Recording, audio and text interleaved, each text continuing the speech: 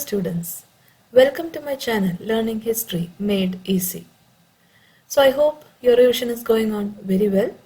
In today's video, I'll be explaining the balance 2 5-mark questions, and in the coming videos, I'll be explaining the map and 10-mark questions.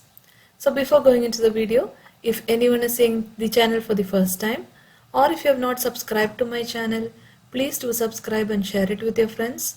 And also click the bell button to receive notifications whenever I upload new videos. So without wasting time, let us get into the video. So the question today which we are going to discuss, that is 5-mark question. Discuss the personality of Swami Vivekananda. So the question is about Swami Vivekananda. So first, basic introduction about his life. Swami Vivekananda was born on January 12, 1863 at Calcutta. Vishwanatha Datta and Bhuvaneshwari Devi were his parents. Narendranatha Datta was his original name. So these basic informations you can give about Swami Vivekananda. That is his birthplace, his parents' name, his original name. He graduated from Calcutta University and became a disciple of Ramakrishna Paramahamsa. After the death of his guru, Vivekananda took up the cause of spreading his message, that is, spreading the message of his guru. He participated in the Conference of World Religion, which was held at Chicago in America in 1893. And there he participated as a representative of Hinduism. So, Swami Vivekananda participated in the Conference of World Religion as a representative of Hinduism. His Chicago address, that is his speech in Chicago conference, began as brothers and sisters. So that was the first words which he used in his speech, brothers and sisters. This won over the hearts of the people, that is, people were impressed by this kind of an address. He also traveled to important countries of Europe and spread the message of Hinduism. So he was a representative of Hinduism in the conference, and he traveled to different countries of Europe to spread the message of Hinduism. For this purpose, that is for spreading the message of Hinduism, Vivekananda established Vedanta Samaja in America and European countries. The Ramakrishna mission was founded by Swami Vivekananda in 1897 at Belur Mutt in Bengal. That is, in European countries, he established Vedanta Samaja in America and European countries to spread the message. And in India, that is, the Ramakrishna mission was founded by him at Belur Mutt in Bengal. The Ramakrishna mission works for religious and social upliftment of the people. And Ramakrishna mission runs education institutions, hospitals, orphanages, old age homes. All these are run by Ramakrishna mission. And it also serves the people in times of natural calamities, that is, when flood, earthquake, all these natural calamities come, it serves, that is, Ramakrishna mission does service to the people. Its branches have been established all over the world, and they impart spiritual training and also awareness about Hindu religion. Vivekananda believed in the unity of all religions, and he preached tolerance, equality and cooperation among the people of all faith. He gave importance to education, emancipation of women and eradication of poverty. And the famous message of Swami Vivekananda to the youth of the country was, "Awake, arise and stop not till the goal is reached."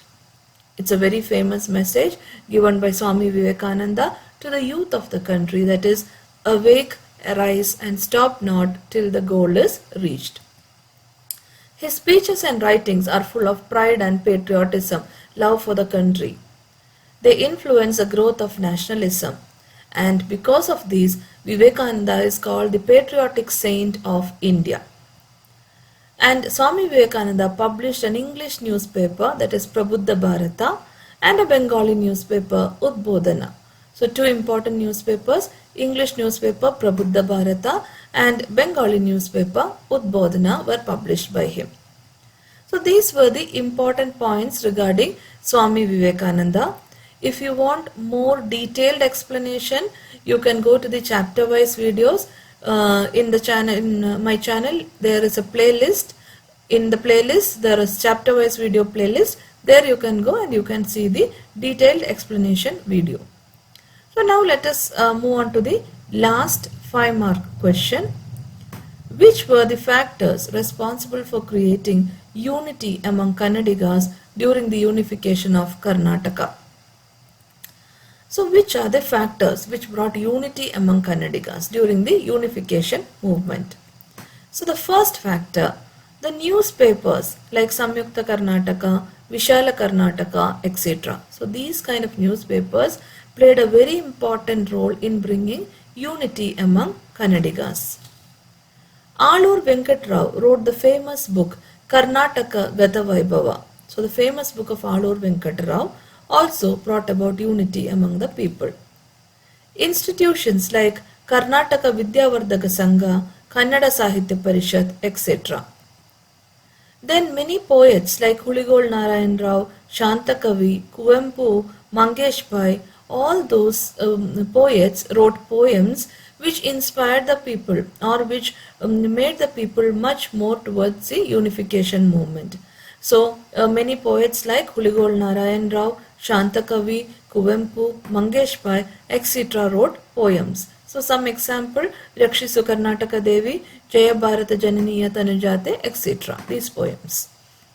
Now the next factor, Karnataka Pradesh Congress Committee, Karnataka Sabha, etc. took up the cause of unification. So these associations also took up the cause of unification of Karnataka.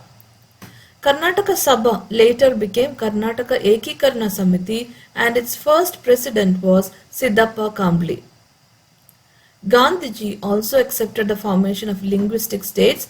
This was during the Belgaum Congress session in 1924. The Nehru Committee recommended the unification of Karnataka in 1928. And finally, the efforts of many leaders like Alur Venkat Rao, Siddhappa Kambli, S. Nijalingappa, Andanappa Dodameti, etc. All these leaders' efforts also played a very important role in the unification of Karnataka. So all these were the factors which helped in the unification of Karnataka. So I hope you have understood all the 5-mark questions very clearly. If you have any doubts, you can ask in the comment section. From the next video, we will be starting with the map question and then it will follow, that is 10-mark question, match the following and arrange in chronological order. So please keep on revising continuously so that you will be thorough with all the answers. And also don't forget to like, share and subscribe to my channel. Your likes and shares will be of a great encouragement for me to make more and more videos. So I hope to see you all soon in the coming video. Thank you for watching.